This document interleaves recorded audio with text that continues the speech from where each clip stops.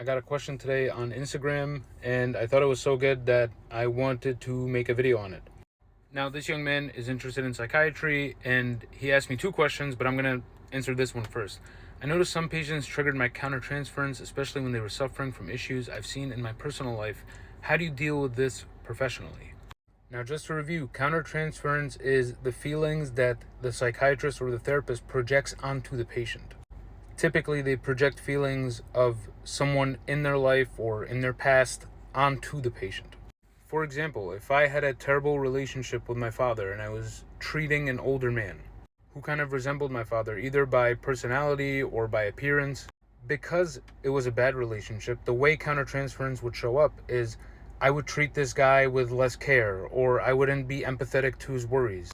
Now, on the flip side, if I had a wonderful relationship with my father, and this guy reminds me of my father, I might be extra courteous to him, let him stay late, or let him change appointments with no fee, and forgive things that I wouldn't normally forgive with any other patient.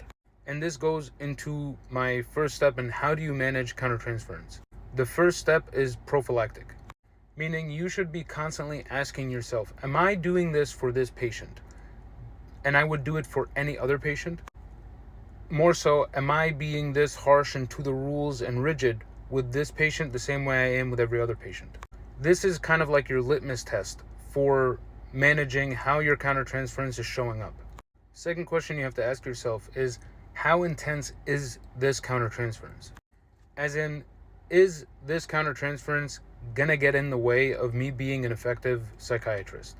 And sometimes the answer is yes to that, and there's no issue. In that case, you would transfer care to somebody else. I think those cases are far few in between. Most psychiatrists are able to compartmentalize, their own lives and the lives of their patients. But I would say for the overwhelming majority of cases, I would advise to get supervision, meaning having a therapist or another psychiatrist who discusses cases with you on a supervisory basis.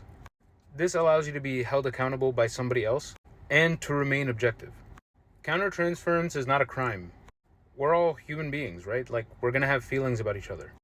The key is to monitor it to make sure it doesn't infect your treatment. I hope that was useful.